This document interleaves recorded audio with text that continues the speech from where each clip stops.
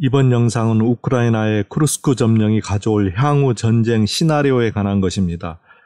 이 에피소드에서는 시나리오 도출을 위해 사용된 전략적 프레임워크와 그동안 서방에서 우크라이나에 지원한 자금 정보, 그리고 그 전쟁 자금이 쓰여졌던 패턴을 다루고 있습니다. 또한 젤란스키의 쿠르스크 점령에 쓰여졌을 4월 말 현재 남은 전쟁 자금의 규모도 소개하며 서방이 지원한 중화기 그리고 향후에 예상되는 4가지 시나리오도 소개합니다. 마지막으로 현재 쿠르스크 전황을 요약 설명하고 있고, 이 편에서는 상세한 전황 분석과 양측의 공격 패턴 분석 그리고 향후 젤란스키의 선택을 소개합니다. 이 편도 기대해 주세요.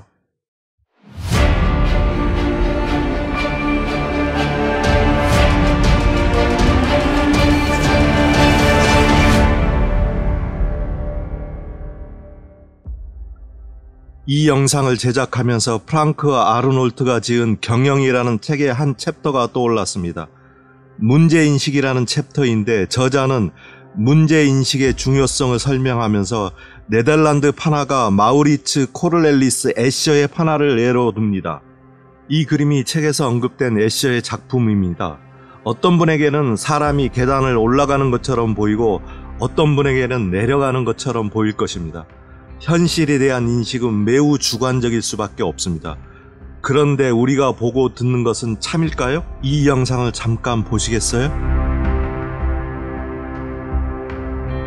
아인슈타인의 얼굴입니다. 아인슈타인의 얼굴이 어떻게 보이나요? 얼굴이 돌출되어 보입니까? 우리가 보았던 모습은 돌출부가 아니라 뒤쪽에 들어간 부분입니다. 왜 얼굴은 돌출되어 보이는 것일까요? 오랜 기간 학습을 통해 얼굴은 튀어나와 있어야 한다는 고정관념이 뇌에 프로그램되어 있기 때문입니다. 한때는 피타고라스나 아리스토텔레스가 지구는 둥글다고 외쳐도 아무도 믿지 않았습니다.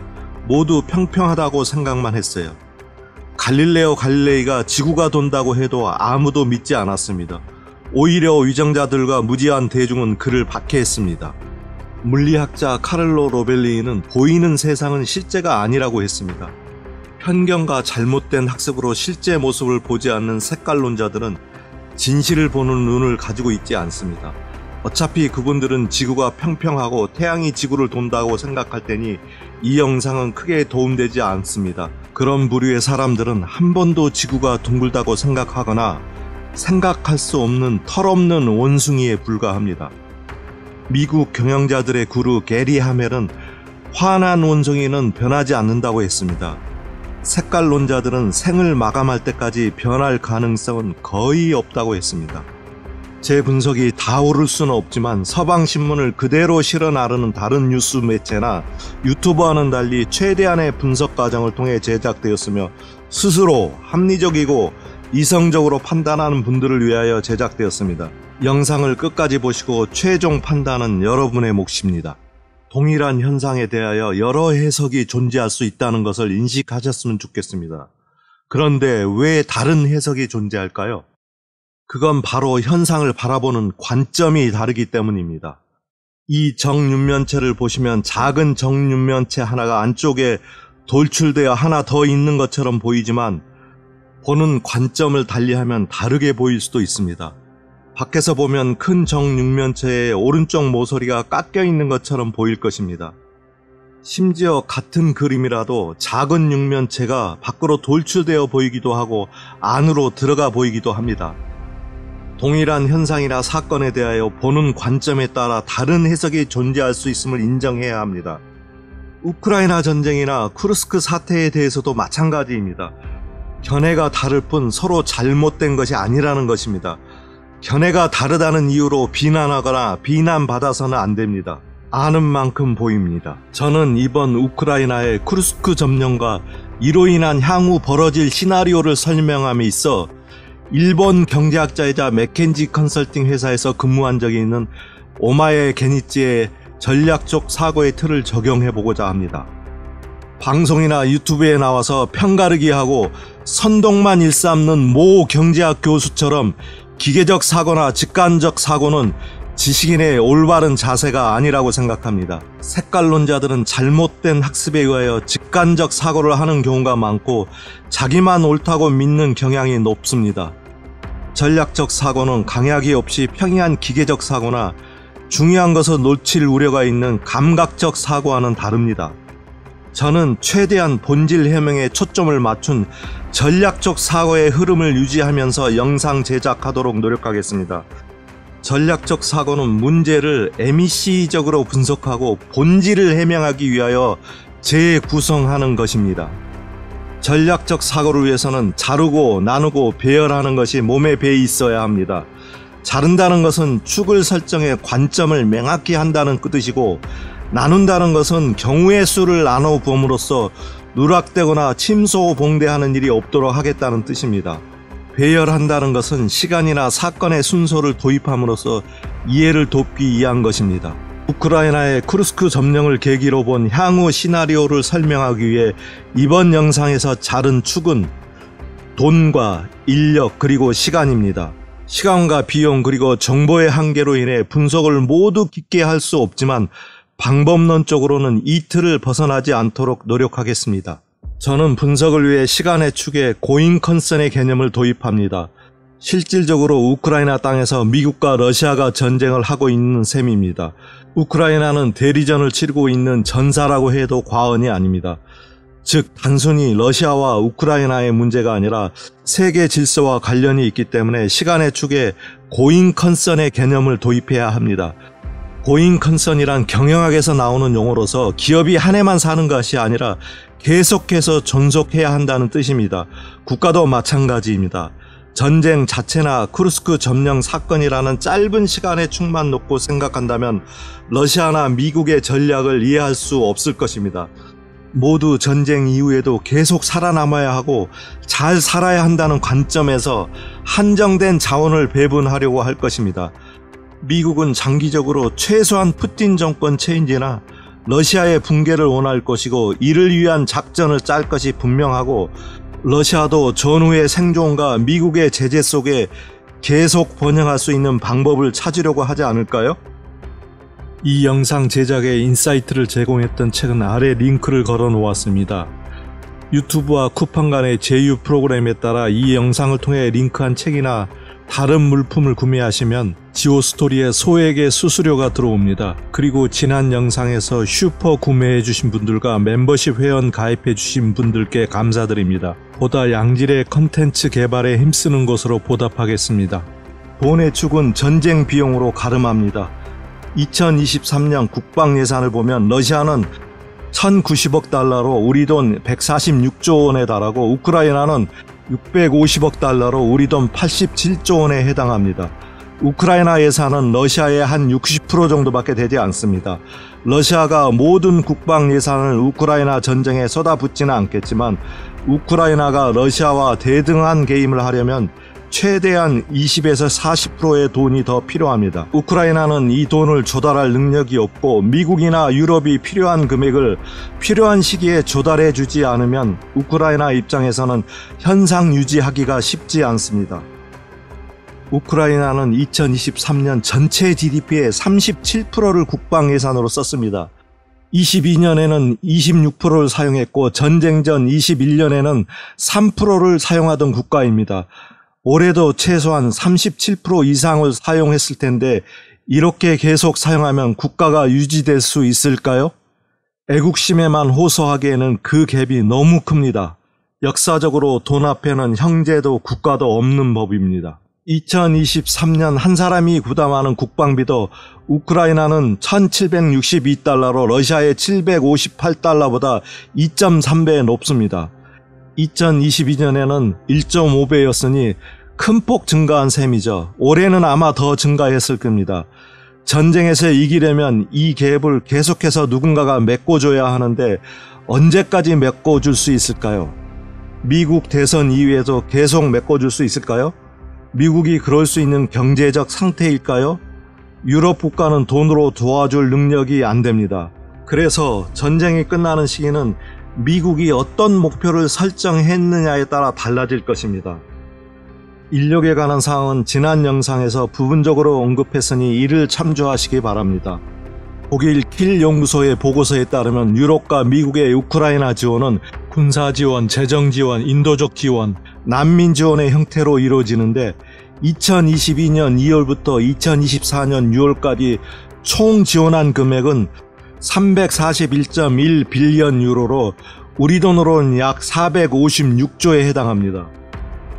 2024년 우리나라 한 해 예산이 656조였는데 우리 예산의 69% 정도가 우크라이나에 지원됐다고 보면 됩니다. 이 지원이 우크라이나를 지금 지탱하고 있는 원동력입니다. 난민 지원을 제외한 우크라이나 직접 지원 규모는 226.2 빌리언 유로로 우리 돈 약 292조 원에 해당합니다. 직접 지원 중 52%가 무기 형태이고 돈으로 지원한 것이 40%, 인도적 지원이 8%입니다. 실제로 엄청난 금액이 지원되었고 러시아가 전장에서 쏟아붓고 있는 돈보다 더 많을 수 있습니다. 이 돈은 결국 우크라이나의 부채로 남습니다. 이라크 전쟁이 끝난 지 오래되었지만 아직도 미국은 전쟁 자금을 매년 회수해 가고 있습니다. 세상에는 공짜가 없습니다. 우크라이나 입장에서 문제는 지원해주기로 한 약속한 돈과 실제 지원과의 차이이고 지원 시점입니다.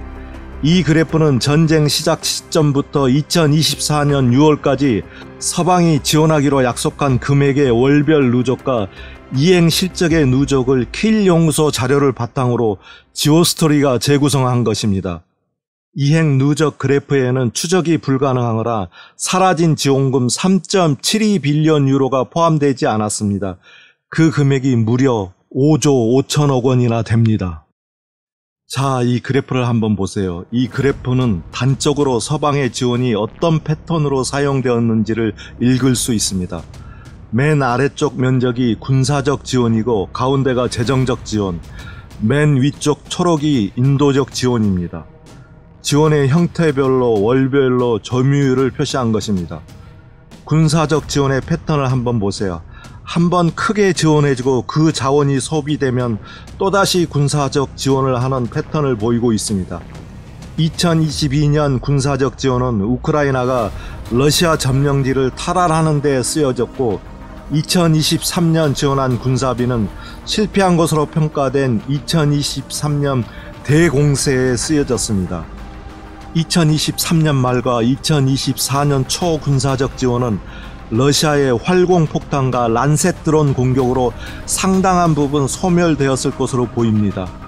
지금까지 군사적 지원의 총 금액은 117.87 유로로 우리 돈 157조 원에 해당합니다. 대부분은 미국이 지원한 것입니다. 157조도 작은 돈이 아닙니다. 미국이 방어만 하라고 157조를 썼겠어요? 미국이 젤란스키에게 이런 말을 할 수 있지 않을까요? Show me the result. 크루스크는 미국과 협의된 뭔가 보여주기 위한 젤란스키의 마지막 승부수일 수 있습니다. 이에 대한 영상은 링크를 참조하시기 바랍니다. 킬 연구소의 보고서에 따르면 미국의 군사 지원금이 사용되는 패턴은 지금 보시는 표와 같습니다. 막대 그래프는 미국이 지원한 금액이고 실선은 월별로 소비하고 남은 자금을 나타냅니다. 미국은 2024년 4월 14.65 빌리언 유로를 지원했습니다. 우리 돈으로 21조 7천억에 해당합니다. 4월 현재 133억 유로로 하나로 약 19조 7천억 원이 남아있다고 킬 연구소는 보고하고 있습니다. 젤렌스키는 이 남은 돈 19조 원을 크루스크 침공에 사용했고 유지하는 데 사용할 것입니다. 이 돈으로 최소한 미국 선거까지는 버텨야 합니다. 바이든은 8월 21일 우크라이나에 추가 1억 2,500만 달러의 군사 원조를 보낸다고 발표합니다. 우리 돈 약 1,672억 원에 해당하는 금액입니다. 우크라이나가 크루스크 진군 시 미국과 영국의 지원이 있었던 것으로 밝혀졌습니다. 뉴욕타임즈는 크루스크 진군이 시작된 이래 미국과 영국이 우크라이나의 크루스크 지역에 대한 위성사진과 다른 정보를 제공했다고 보도했습니다. 또한 미국 지리정보국 프랭크 휘터스 국장은 정보 및 국가안보회담에서 우크라이나에게 위성사진 제공 사실을 시인했습니다. 전체 군사 지원 중 총 중화기 지원은 우리 돈 약 39조 3천억 규모이고 미국과 유럽의 분담은 지금 보시는 그래프와 같습니다. 포탄 15조, 대공 방어 시스템 9조 8천억, 전투 차량 8조, 대포 5조 3천억 순으로 지원되었습니다. 서방의 상세한 군사 지원 내용은 다음 제작 영상에서 소개합니다. 우리나라는 얼마나 지원했을까요? 우리 언론에는 한 번도 보도되지 않은 숫자를 별도 영상 제작을 통해 소개합니다. 기대하십시오. 전략적 사고를 위해 자르고 나누고 배열하라고 했는데 지금까지 지오스토리가 설정한 축, 시간과 돈에 대해서 소개했습니다. 인력 즉 군사력에 대한 것은 젤란스키의 마지막 승부수 영상으로 가름합니다. 향후 전개될 시나리오를 도출하기 위하여 나누고 배열하라는 관점에서 추가 분석을 해봅니다. 나눈다는 것은 경우의 수를 나누는 의미인데 이때 MEC적으로 나누는 것이 중요합니다.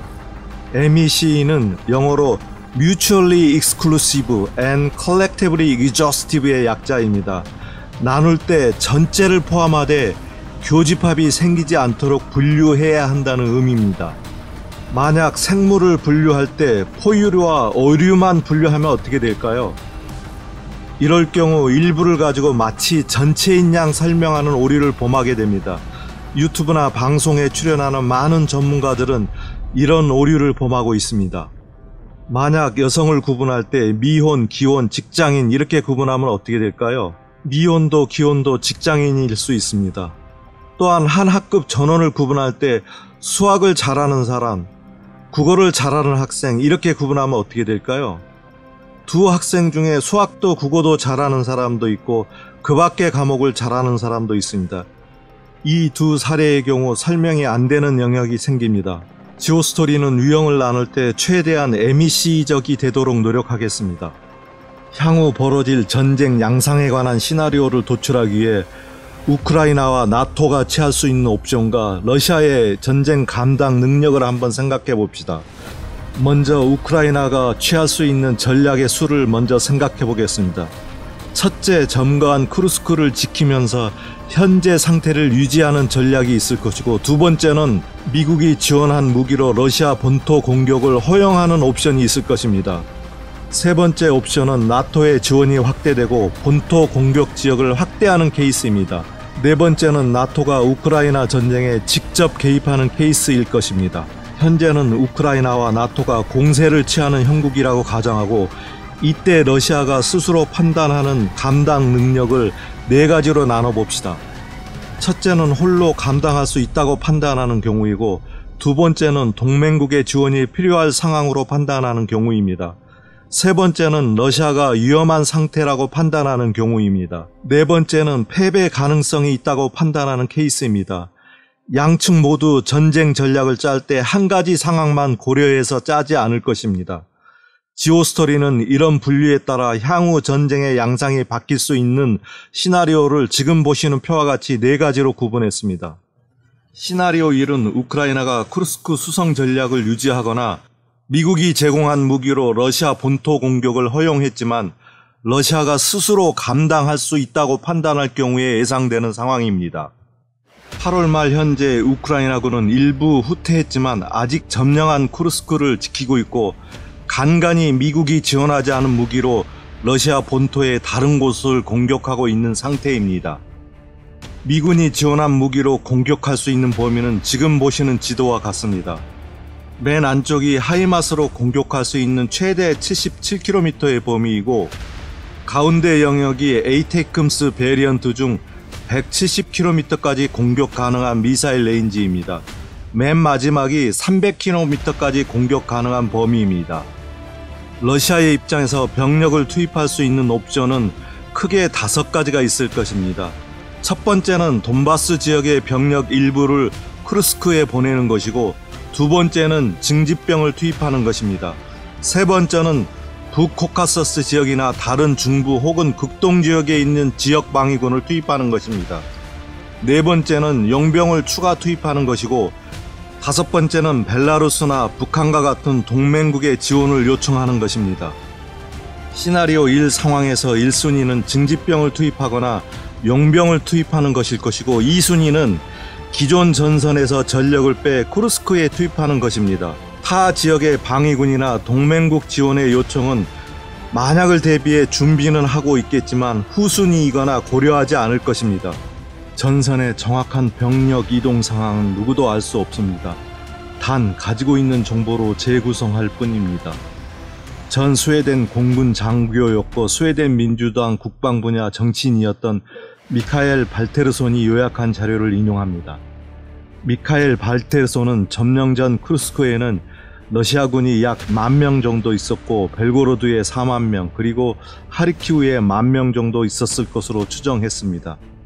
러시아군은 북부 전선에 총 60,000명 정도 있는 셈이었죠. 그는 우크라이나군이 이 지역에 약 7에서 80,000명 정도 있었을 것으로 추정했습니다. 초기 2,000여 명이 국경을 넘어 쿠르스크로 들어갔지만 지금은 10,000에서 20,000명의 우크라이나 병력이 있을 것으로 추정합니다. 정확한 숫자는 알려지지 않았습니다. 미카엘 발트리손의 분석에 따르면 키이우 후방 지역에서 10,000에서 20,000명이 왔고 하르키우와 돈바스 전선에서 20,000에서 30,000명이 왔으며 폴타바 후방 드니프르 지역에서 10,000에서 20,000명 투입된 것으로 보고 있습니다.